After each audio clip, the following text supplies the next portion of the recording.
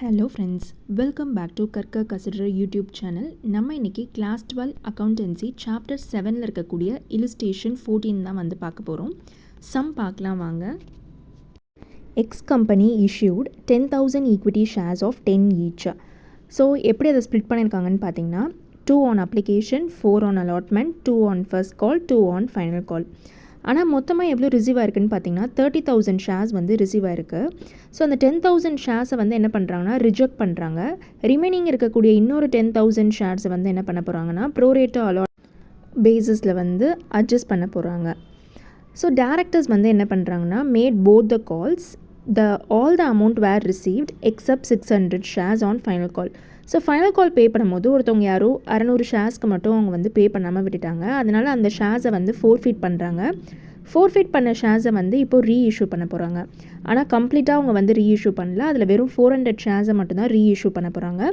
Reissue price வந்து பார்த்திங்கன்னா ₹7 தான். இதுக்கான ஜேர்னல் என்ட்ரிஸ் நம்மளை ப்ரிப்பேர் பண்ண சொல்லியிருக்காங்க. ஸோ ஃபர்ஸ்ட் ஜேர்னல் என்ட்ரி என்னென்னு பார்த்தீங்கன்னா bank account debit to equity share application. So நம்ம மொத்தமாக எவ்வளோ ரிசீவ் ஆயிருக்கு, 30,000 ஷேர்ஸ் ரிசீவ் ஆயிருக்கு.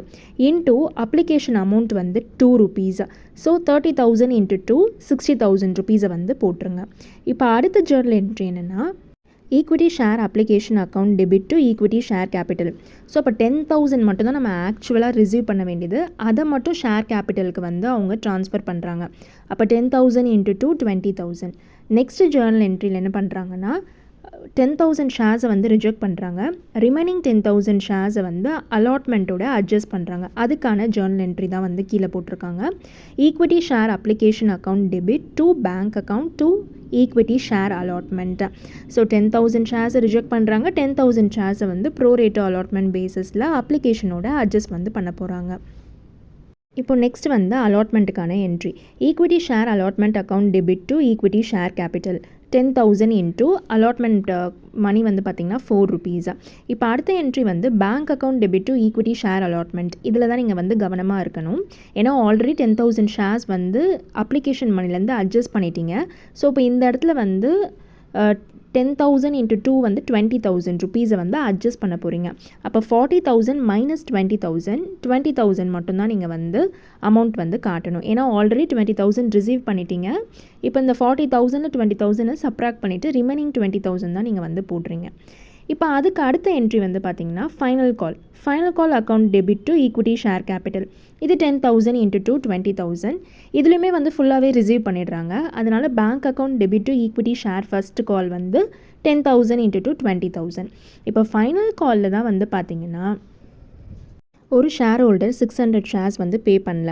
So first Journal entry final காலுக்கு போடும்போது நார்மலாக equity shares second and final call account debit to equity share capital 10,000 into 2 வந்து போட்டுருவீங்க. அதுக்கு அடுத்த என்ட்ரியில் தான் வந்து என்ன பண்ணணும்னா 600 ஷேர்ஸை மைனஸ் பண்ணணும். அப்போ 10,000 மைனஸ் 600 9,400 இன்ட்டு 2 18,800 வரும். இப்போ இதுக்கு அடுத்த என்ட்ரி 4 ஃபீச்சருக்கான என்ட்ரி.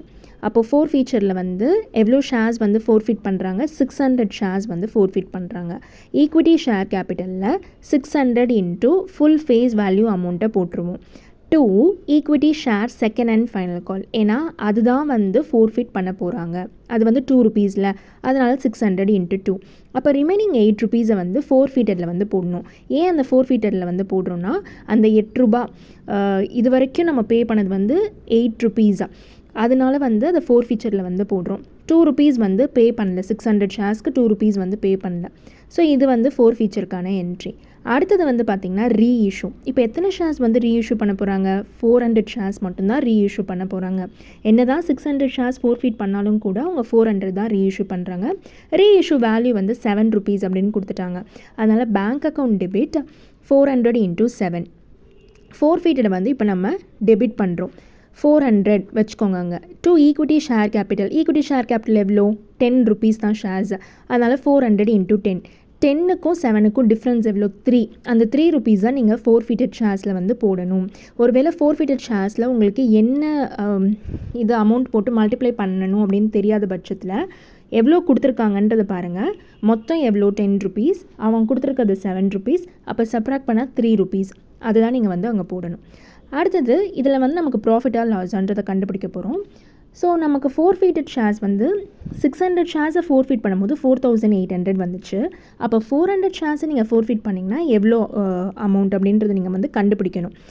ஸோ அப்படி பார்த்தீங்கன்னா உங்களுக்கு 3200. அப்போ 400 ஷேர்ஸ்க்கு 3200. அப்போ லாஸ் ஆன் ரீஇஷ்யூ வந்து பார்த்திங்கன்னா 1200. இது ரெண்டையும் சப்ட்ராக்ட் பண்ணால் 2000 ருபீஸ் வந்து உங்களுக்கு ப்ராஃபிட் வந்து வரும். ஸோ இதுக்கான entry forfeited shares account debit to capital reserve 2000 ருபீஸை வந்து போடணும். ஸோ இப்படி தான் வந்து ப்ரோரேட்டா அலாட்மெண்ட் பேசஸ் ப்ராப்ளம் வந்து ஒர்க் அவுட் பண்ணணும்.